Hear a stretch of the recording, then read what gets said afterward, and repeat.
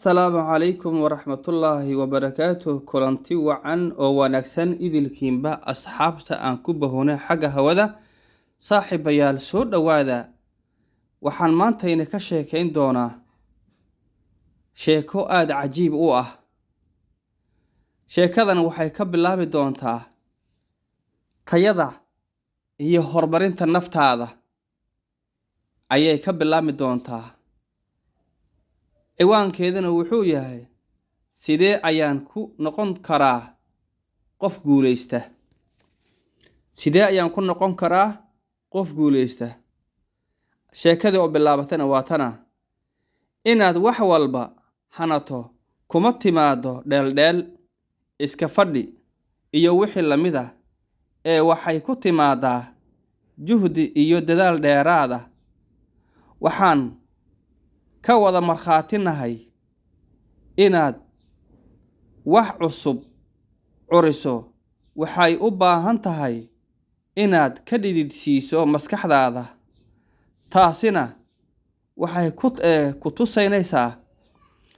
ku tusinaysaa inaad tahay ruuxa keeni kara fikrado cusub haddaba halkan waxaan kugu soo gudbin doonaa ama aan kugu soo gudbinayaa dhagayste qodobo kooban oo aan isleeyahay wax badan ayaa laga faa'iidi karaa qodobka koobaad isku day inaad curiso waxyaabo cusub marka hore isku day inaad wax cusub curiso hana ka baqin inaad khaladaad gasho mar walbo oo aad khalad gasho waxaa kuu kordhaya ama kuu kordhaysa khibrad ama khibrado cusub aad ku abuuri kartid ama ku abuuri karto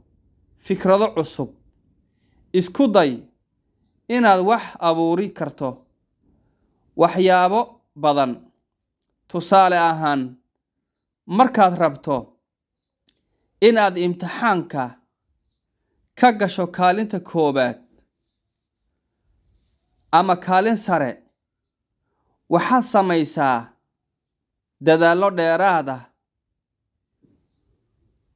oo aad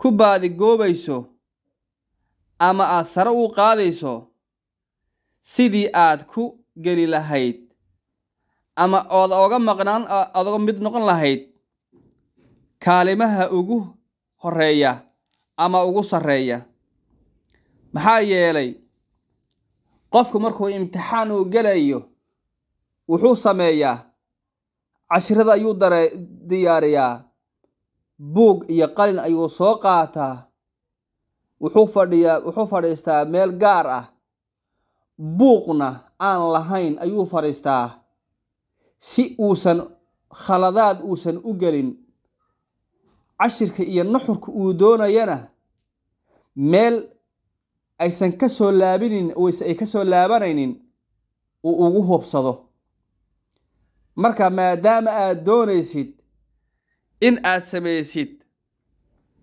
khibrado cusub waa inaad sida shimbirtan oo kale aad uga duushaa maxaa yeelay tijaabo ayaad samaynaysaa tijaabadana waxay ku horseedaysaa in haddii alla taladii aad meel ku hanqato ama aad ku kufto in aad haddana si aad ugu kufin aad u samayso maskaxdaada waa sida gantaalka oo kale gantaal ayay ku rakiban tahay gantaalkaana uma midaandayo ma meel adag baa ma meel jilicsan baa mise oo meel kale waa la ridayaa bartii hadafka u ahayd ayaa laga yaabaa inuu abbaaro sidaa darteed maadaama aad tahay qof khibrad leh ama doonahay inuu horumar sameeyo ha ka cabsanin guusha laguu sheego waxay la mid tahay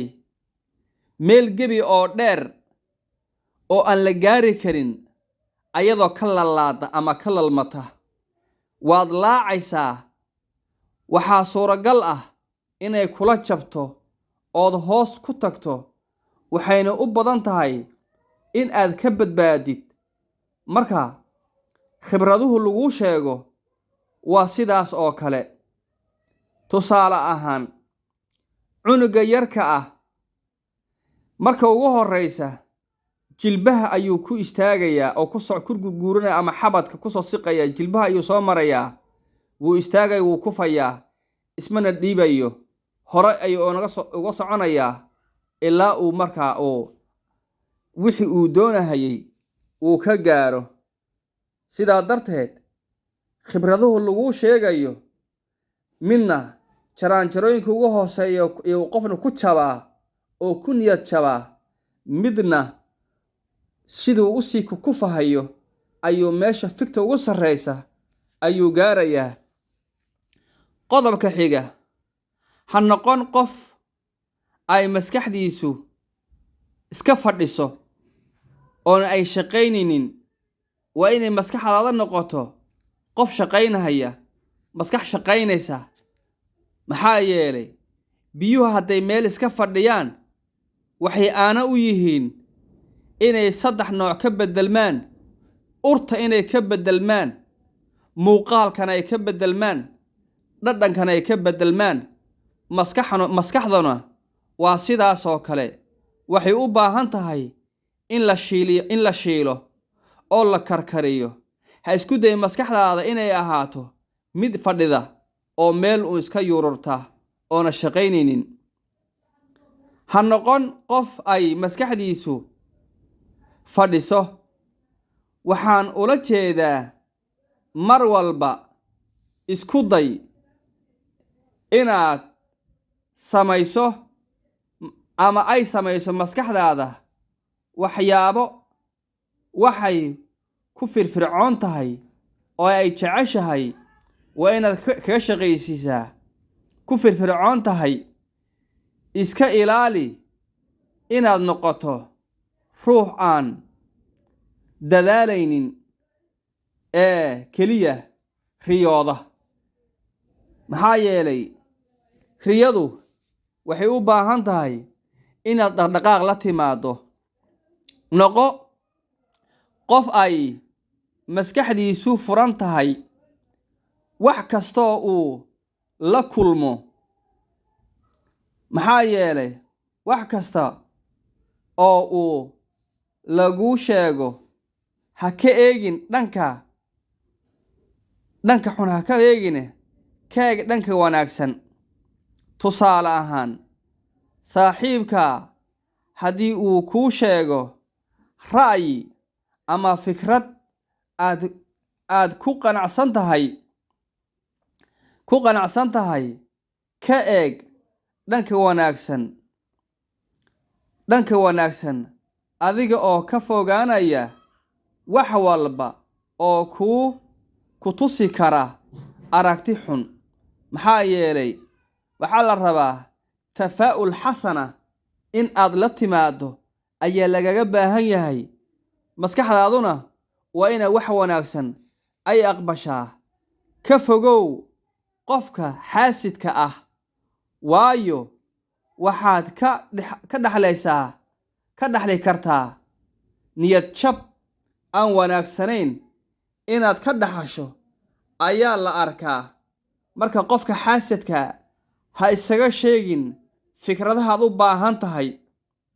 maxaa yeelay xaasidku waxaa lagu tilmaamay dab ololayo oo kale. fikirkaada waxaa laga yaabaa inuu shaki kaa geliyo ama uu kaa dhoobeeyo ayaa la arkaa. marka xasadku diintuna way sheegtay. wa min sharri xaasidin idaa xasada ayaa ilaahay subxaanahu wa tacaala uu ku yidhi. haddii aad doonayso inaad dhaqdhaqaaq samaysid, ha lagu arku adiga howsha dhex taagan oo figta ka baxay oo gamcaha taagan oo dhul cagaar oo barwaaqo ah taagan. tala bixin ku dadaal noloshaada ama intaad nooshahay dadka xikmadaha caqliga u saaxiibka leh ku dadaal inaad la fadhiisato oo ha la fadhiisanin dadka maangaabka ama aan waxba kugu soo kordhinaynin sida nabigeena uu sheegay calayhi salaatu wasalaam ninka cadarka wada iyo ninka tumahaya biraha waxay la mid yihiin buu yidhi. ninka cadarka wada waxaad ka faa'iidi kartaa caraf wanaagsan, midka kalena waxaad ka faa'iidaysaa dharka uu kaa gibo. qodobka xiga, akhri wax badan si aad u haleesho guusha, maxaa yeelay waxaa suuragal ah markaad bugaagta aad akhriso dad badan wax akhriyey inaad aragto. respectina muuji